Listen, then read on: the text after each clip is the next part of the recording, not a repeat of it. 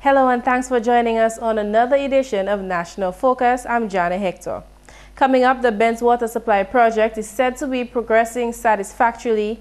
Parliament amends the Criminal Justice Reform Act and the Caribbean Growth Forum to be launched in Dominica this Friday. Stay with us for details of these and other stories after the break. Documentaries and in-depth discussions, community walkthroughs, and Yes We Care. See it all on GIS Channel 7. Welcome back. A high-level conference on economic growth and development is planned for the Fort Young Hotel on Friday, March 15th. Several stakeholders, including members of the private and public sectors and civil society, will gather to talk about the key factors that have the greatest potential to increase growth in Dominica and the rest of the Caribbean. The special meeting to sensitize the public on the Caribbean Growth Forum initiative is part of a 2-year regional platform which will take into consideration the economic challenges facing small island states in the region. Participants will discuss ways to strengthen the investment climate, to upgrade education and develop skills, and to improve competitiveness and generate higher paying jobs. They will also discuss key actions needed to improve logistics and connectivity, especially by making key infrastructure like information technology, transportation, and electricity more affordable and efficient. Financial Secretary in the Ministry of Finance, Rosamond Edwards, has encouraged those invited to Friday's forum to attend and participate in this important meeting. It is an opportunity for the public to contribute to the identification of the specific activities and actions that can be undertaken towards the implementation of the strategy. So we encourage all those persons who have been invited to attend and to be open with their views and to contribute meaningfully to the discussion. A number of partners will attend the launching ceremony of the Caribbean Growth Conference in Dominica on Friday. Partners including the Caribbean Development Bank, the European Union, the World Bank, the Inter-American Development Bank, and the Eastern Caribbean Central Bank. Ms. Edwards says the government of Dominica has fully endorsed this growth initiative. The government fully supports the initiative and expresses its gratitude to the development partners. Yes, you're correct. Government's growth strategy is outlined in the Growth and Social Protection Strategy paper, which has been approved by the Cabinet and tabled in the Parliament. And so that's the starting point for the discussions tomorrow. It's a document that was prepared through a consultative process. And so we expect it to set a good platform for the discussions tomorrow. 15 countries are set to participate in the first phase of the initiative. Upon completion, an action plan will be produced and will include concrete policy recommendations to be implemented by each country. Meantime, Senior World Bank's Social Development Specialist for Latin America and the Caribbean, Andrea Galena, says due to the effects of the ongoing financial crisis, countries in the region are keen on being a part of the Caribbean Growth Forum. Preparation of the Caribbean Growth Forum began in 2011 and led to the launch of the initiative in June 2012 in Jamaica. At this event, we got very clear messages from the stakeholders in the region. When I say stakeholders, I mean the public sector, private sector, civil society, and the media from all over the region. They said, please, we want to move into actions. We have a very strong sense of urgency in the region. We've been hit very hard by the financial crisis, and we need to change the way we think about making reforms. So we don't want another set of talk shops. We want actions, we want to be focused, we rely on the support of the development agencies in order to facilitate the process, but this is something that we need to do together. Private sector, public sector, joining hands in order to identify and get into actions quickly for spurring private sector-led growth. The World Bank official says that the involvement of stakeholders in each Caribbean member country is very important to moving the process forward. Dominica is the 7th country to launch the Caribbean Growth Forum initiative. Tomorrow in the Commonwealth of Dominica, capital city of Roseau, we start with the Dominica chapter. This is the chapter number 7. We had the Dominican Republic, Antigua and Barbuda, Grenada, St. Vincent, St. Lucia, St. Kitts and Nevis a week ago, and then now we have Dominica, and next week Suriname, and then Jamaica, Haiti, Bahamas, and so on. So The initiative is getting momentum in the region, and there is a very high level representations and endorsement in each of the country. So tomorrow we start at the Fort Young Hotel, the kickoff, which is only the beginning of the process that will last for 5 to 6 weeks, and then we will move quickly into the implementation phase. Friday's launch of the Caribbean Growth Forum in Dominica will establish the Caribbean Growth Forum National Chapter and 3 thematic working groups. The working groups are expected to draft priority recommendations by the end of the 6-week period. In more news, a $2.5 million water project in the community of Benz being undertaken by the WASCO and the Basic Needs Trust Fund is progressing satisfactorily. A new intake along the Hampstead River and an access road to the intake is being built as part of the project. Residents of Benz for years have had difficulty accessing reliable water. That community, again, is a growing community, expanding for leaps and bounds, and so the water system that was supplying that community became inadequate, aged pipes and so on. So the new project was divided into 2 lots, and of course one lot was to build a new intake along the Hampstead River, which was not the original supply of water for that community. And we also had to track well into the forest to build an access road to the new intake. Despite a few challenges, Regis says he can confirm the Benz Water Project's completion by August of this year. We encountered some problems with land ownership, and that has delayed the project somewhat. However, the project is continuing and progressing quite satisfactorily. We hope to resolve the land issues very soon, and as soon as that is resolved, we can continue tracking through the forest to construct the access route to the new intake. However, the new storage tank has been built. A number of the supply lines have been laid. We're also doing road reinstatement within the community, where we had to, disturb the roads and so on. So that project in Benz is basically almost completed. However, we continue to ask for the cooperation of the residents in the community, and we hope that that project can be completed by August of this year. GIS News will bring you an update on the $30 million West Coast Water Supply Project in a subsequent newscast. In more news, Chairman of the Board of Governors of the Dominica State College, Brian Mead, has endorsed the idea of an associate degree program in mass communication and journalism through Dominica's premier tertiary institution, the Dominica State College. Mead was a guest speaker at the closing ceremony of a 6-week journalism skills course facilitated by the Department of Continuing Education of the Dominica State College on Tuesday. I'm very disturbed and very concerned by what I hear on the airwaves and what I see on local television, especially in the way how so-called journalists twist the facts to serve their own agenda. This practice, in my mind, has put a taint and a negative impact on the journalism profession here in Dominica. Typical case in point. How many of you read The Sun this past Monday? Right? There's a story on DBS, very well opinionated. Nobody came to me as general manager to ask me what is my side of the story. Okay, and this to me is not very good. So that's why I'm happy for the introduction of this course, and it's my hope that this will provide a catalyst for the introduction of a full-time associate degree course in mass communication at the DSC, and either mass communication and journalism. So as chairman, I will fully endorse such a program, as I know there are a lot of young people who are willing to join this very noble profession. Speaking at the ceremony, President of the DSC, Dr. Donald Peters, told the program participants that they have a duty to use their newly acquired skills properly. He spoke of the need for journalists to be more analytical. One of the things, and I don't want to preach as a professor, but one of the things I think is missing, and I'm sure the facility must have brought to you editing, researching, writing, feature writing, all of those competencies you now have, so you are the experts. I notice people write and give stories, but there's no perspective.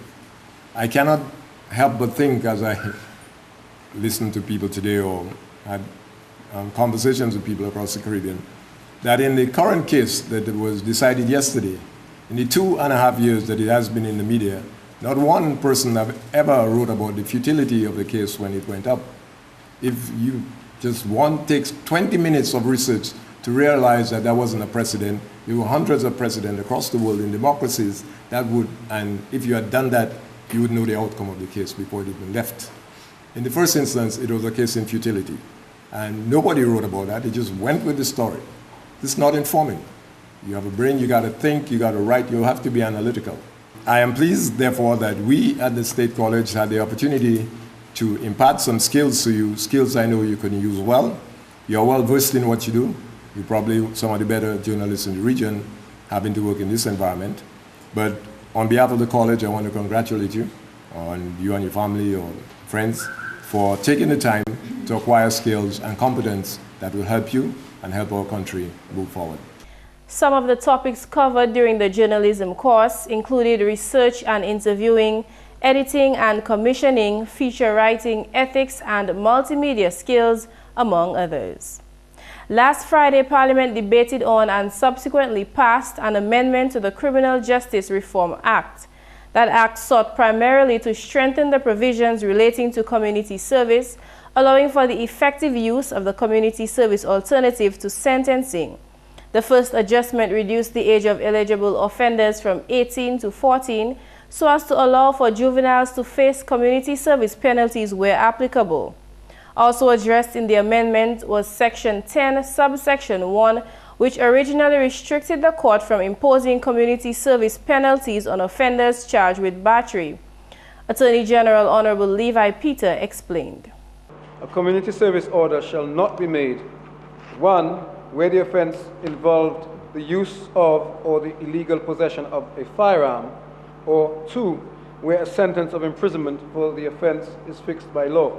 Madam Speaker, that amendment essentially changes the position which has existed till now, where the use of language which simply provided that a community service order was not available to the courts where the offense was one which involved violence. Well, simple thinking about it would indicate that an offense of violence could be a simple battery at its very lowest level. And clearly, most people would consider that in such an instance, it may well be that a community service order would be appropriate. And certainly, it should not be excluded from the arsenal or armory of the court.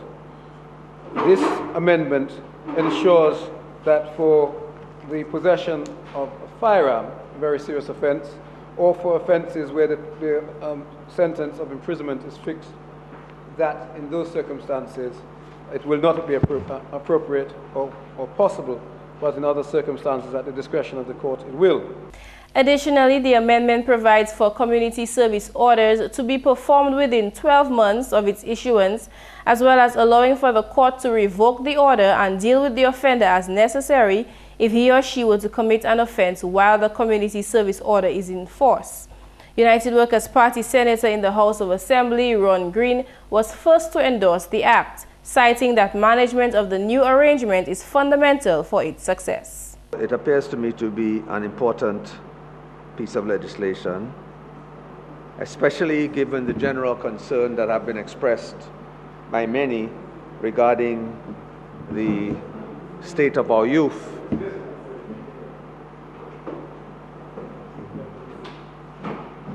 It seems that the amendment seeks to strengthen and put in place a discipline system which may be operating now but needs strengthening. And of course the focus is on juveniles. For example, there is a section that reduces the age, and it reduces the age for persons in respect of whom service orders may be issued, and increases the range of offenses. So its management and its control is going to be key, Madam Speaker.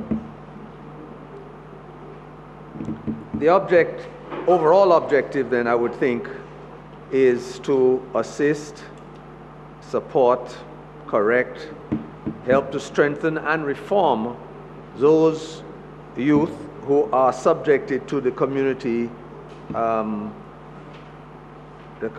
service orders that this act prescribes. Meanwhile, the Ministry of Agriculture remains committed to transforming and modernizing the agriculture sector.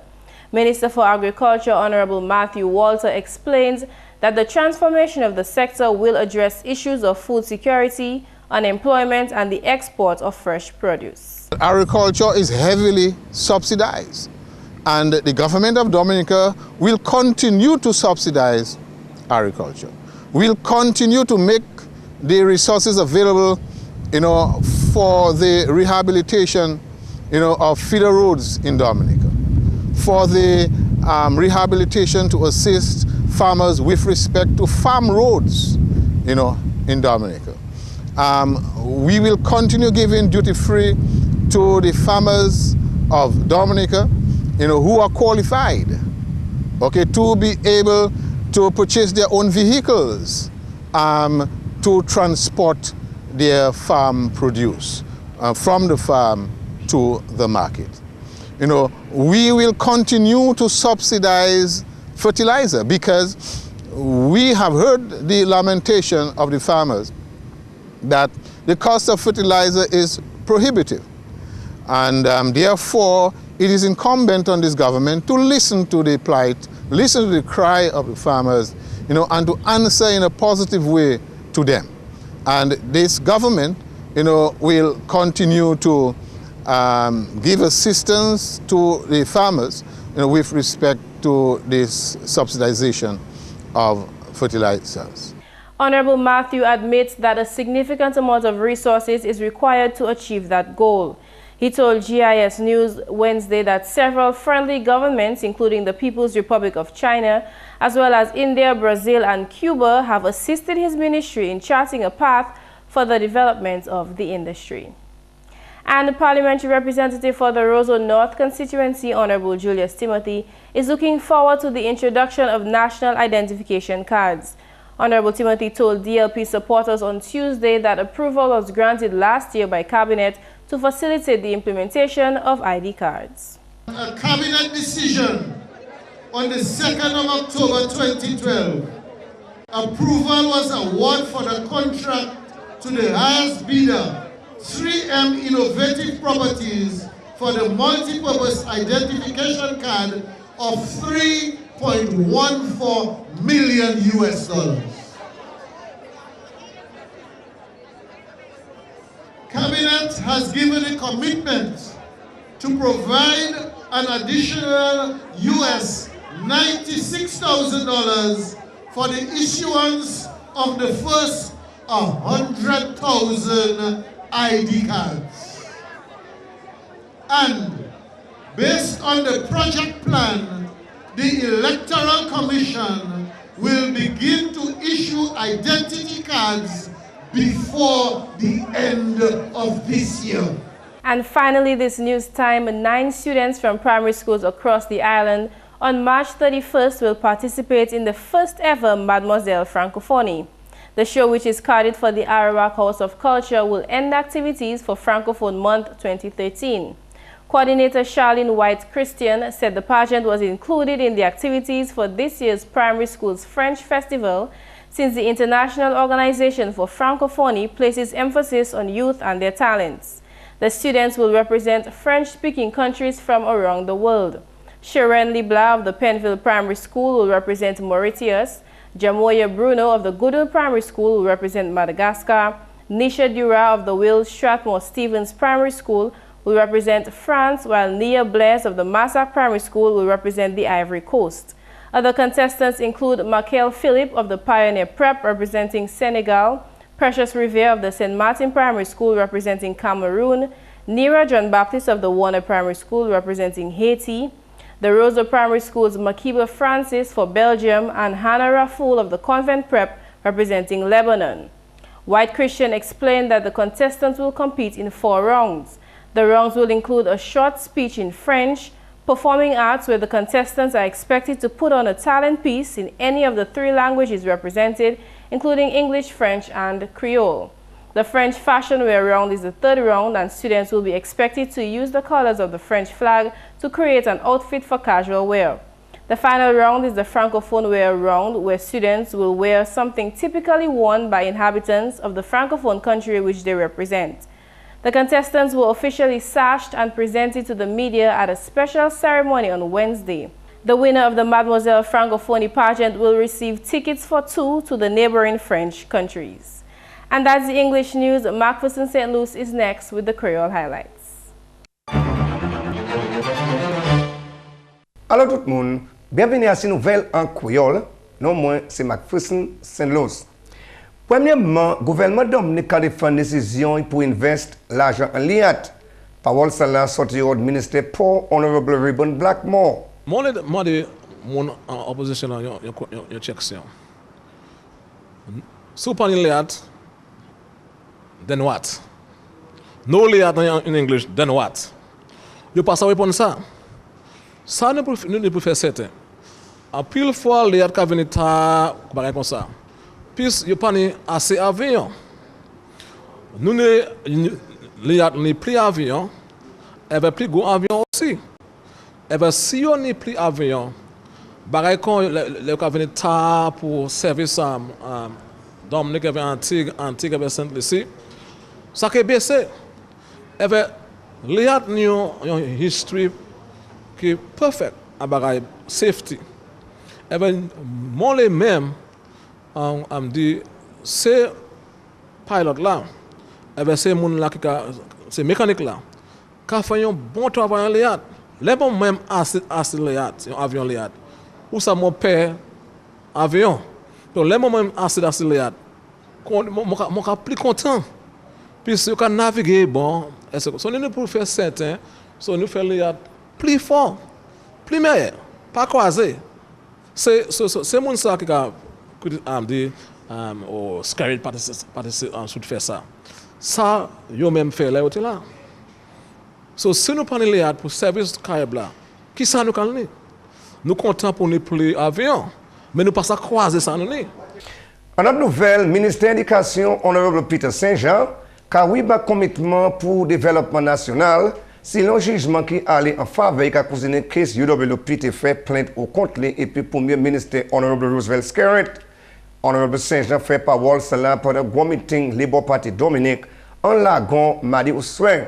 Si le ministre Saint-Jean, il continue de travailler en l'entrée étudiant, moun en l'âge, moun en ville et puis habitation en Dominique, malheureux et moun qui n'a l'argent, a de manière faire la vie à eux meilleure.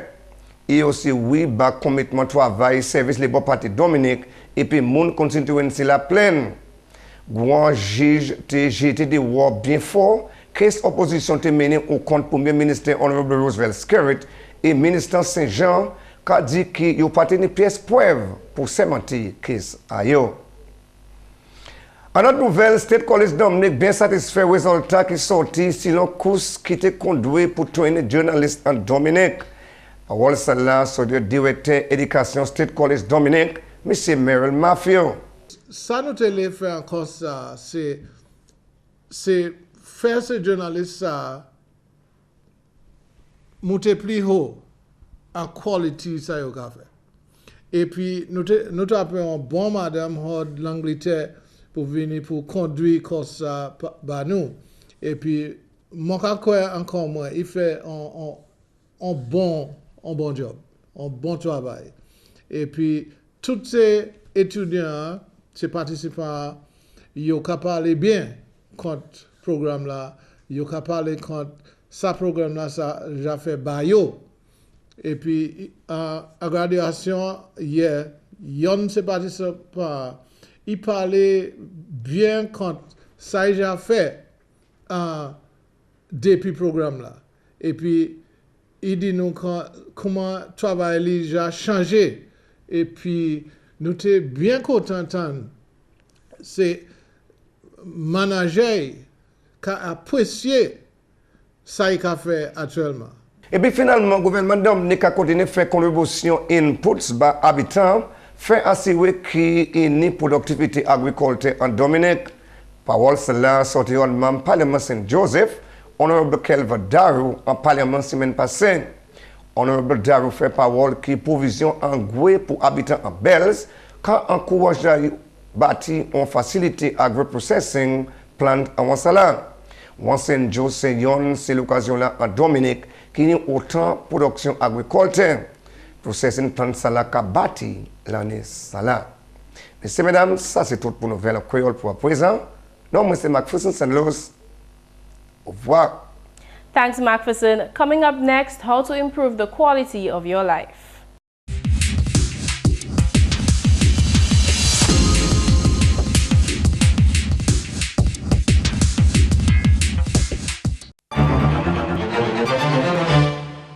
The first step toward improving the quality of your life is to be present. This is the here and now. Stop pondering the past or worrying about the future for a moment. Tell the voices in your head to be silent and enjoy your ability to create your own experiences. If you're washing the dishes, wash the dishes. If you're enjoying nature, enjoy nature. If you're playing with your children, then do just that. It's harder than it sounds, but it's worth practicing every day. And that's all for this National Focus episode. We are happy to receive your comments and suggestions. Please feel free to drop us an email at gis@dominica.gov.dm or visit our website news.gov.dm. Friend us on Facebook and be sure to like our GIS Dominica fan page.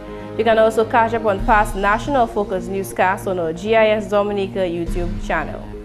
On behalf of the entire news production team, I'm Jarna Hector. Thanks for watching.